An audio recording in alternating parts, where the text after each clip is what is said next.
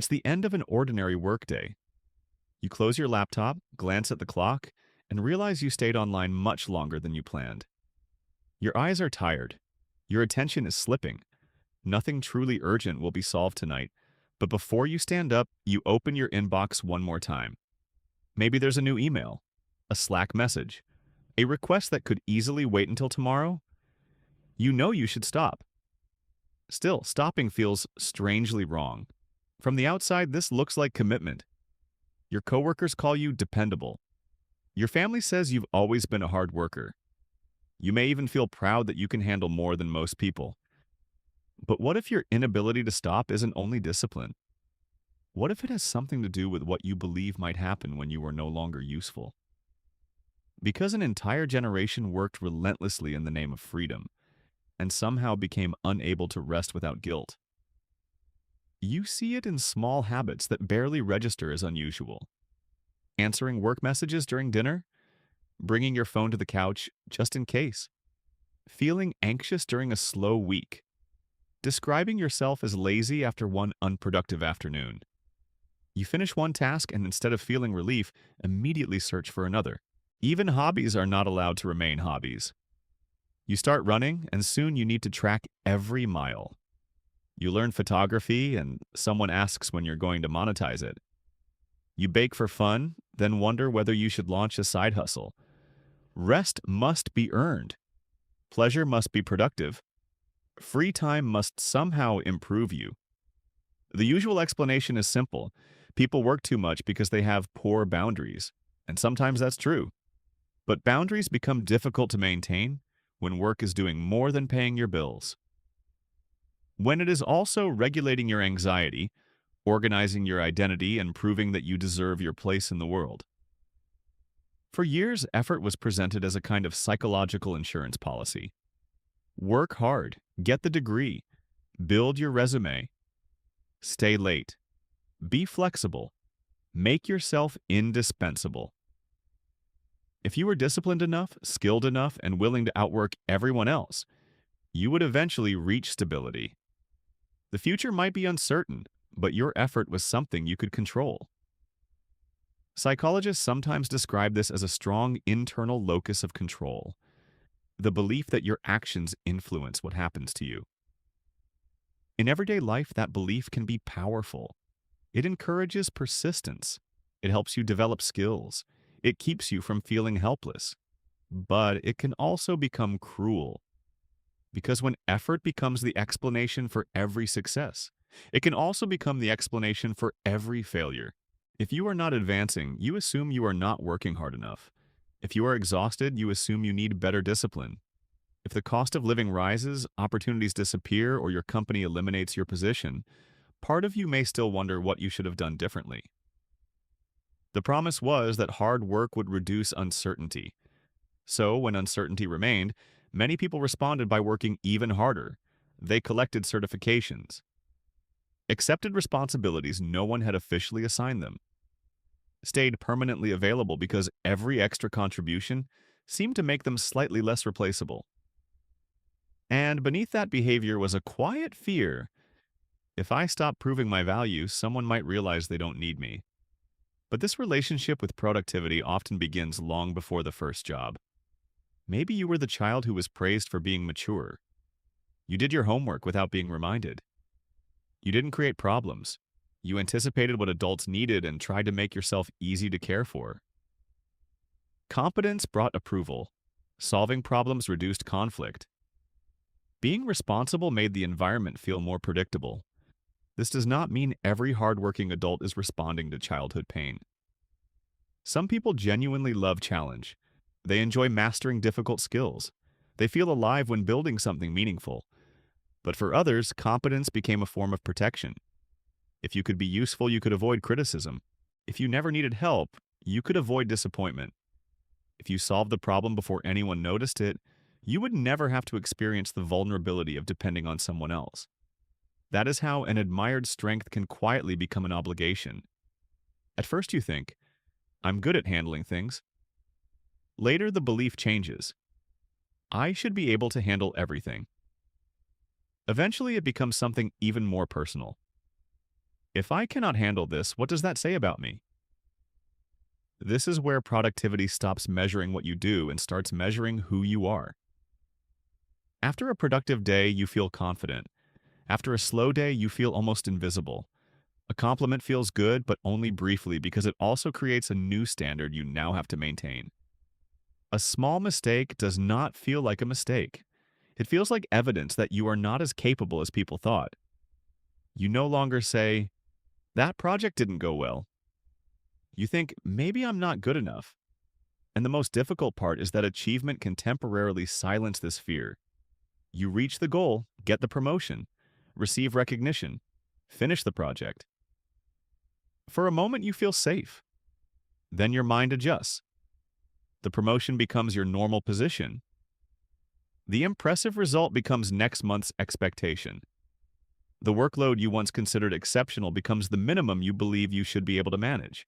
This is related to what psychologists call hedonic adaptation. We quickly become accustomed to improvements that once seemed extraordinary. The finish line moves. You are not allowed to feel that you arrived.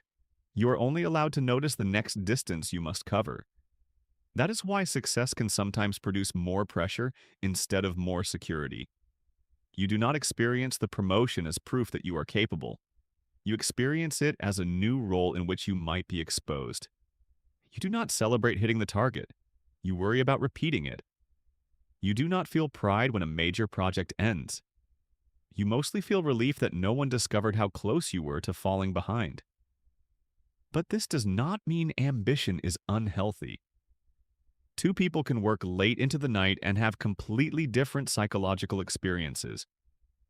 One may be deeply absorbed in a meaningful project. The work is difficult but chosen. The next day, this person can slow down, recover, and reconnect with the rest of life. The other person may work the same number of hours but feel no internal permission to stop. Not because the project is fascinating, but because stopping creates anxiety. One is moving towards something. The other is trying to outrun something. The visible behavior is identical.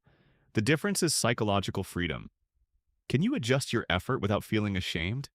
Can you take a break without mentally defending it? Can you disappoint someone's expectation without experiencing it as a threat to your identity? Can you leave a task unfinished and still feel like a respectable person? The real question is not simply how much you work. It is whether your effort feels like a choice or a defense.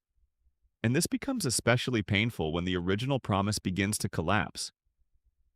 You worked hard because effort was supposed to create security, but then more effort stopped producing more stability. You remained available but still felt replaceable.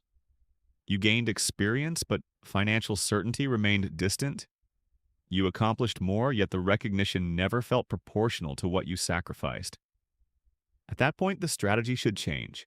But when work has become your main source of control, identity, and self-respect, changing the strategy can feel more dangerous than continuing it. So you double down. You make mistakes because you are exhausted, then stay late to correct them. You sleep poorly because you are thinking about work, then drink more coffee because you cannot focus. Your attention weakens, simple decisions become harder, and tasks take longer. Instead of recognizing that your system is overloaded, you conclude that you need to become more efficient. This is one of the traps of burnout. The more depleted you become, the less mental capacity you have to question the pattern that is depleting you. And eventually, burnout threatens more than your performance. It threatens the identity built around performance. Who are you when you are not the reliable one? Who are you when you cannot fix the problem, answer immediately, or carry more than your share? Who are you when your body refuses to cooperate with the image of the tireless person you have spent years maintaining? That may be why vacations can feel uncomfortable, why a quiet weekend creates restlessness, why you turn leisure into another project, measure hobbies by progress, and describe an afternoon of doing nothing as if it were a confession. You know how to produce. You know how to endure. You know how to become valuable to a system. But you may not know how to experience value when no system is currently rewarding you. So ask yourself something uncomfortable. Do you work this hard because you believe in what you are building, or because you are afraid of who you might be when you stop? There may not be one clean answer. Your dedication can contain genuine ambition and genuine fear at the same time. A pattern can help you survive one stage of life and still become unsustainable in the next. Your work ethic may have built your career, expanded your choices, and helped you become someone others trust. It may also have taught you to ignore fatigue, hide your needs, and confuse constant availability with good character. Healing that relationship does not require rejecting discipline. It does not mean abandoning responsibility or pretending that meaningful work has no value. It means returning work to its proper size. A job can be important without becoming your entire identity. Achievement can be satisfying without becoming evidence that you deserve love. Rest can protect the quality of your work without needing to be justified as another productivity technique. You can close the laptop while something remains unfinished. You can ask for help before your body forces you to. You can enjoy an activity without turning it into income. You can disappoint an unrealistic expectation without turning that disappointment into a moral failure. A healthy work ethic is not measured by how much suffering you can tolerate. It is measured by whether your effort can coexist with autonomy, relationships, recovery, and a sense of worth that survives an unproductive day. So, return to that person at the end of the workday. The laptop is closed, the room is quiet. One last message is waiting. For years, answering immediately may have felt like proof of responsibility, but perhaps responsibility can also mean recognizing when the workday is over. Perhaps closing the screen is not evidence that you care less. Perhaps it is evidence that you no longer need permanent availability to prove that you matter. You were never exhausted only because you had too much to do. You were exhausted because work was carrying questions it could never answer. Am I safe? Am I respected? Do I deserve to be here?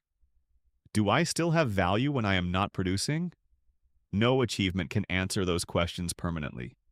And maybe recovery begins when you stop asking your work to do so.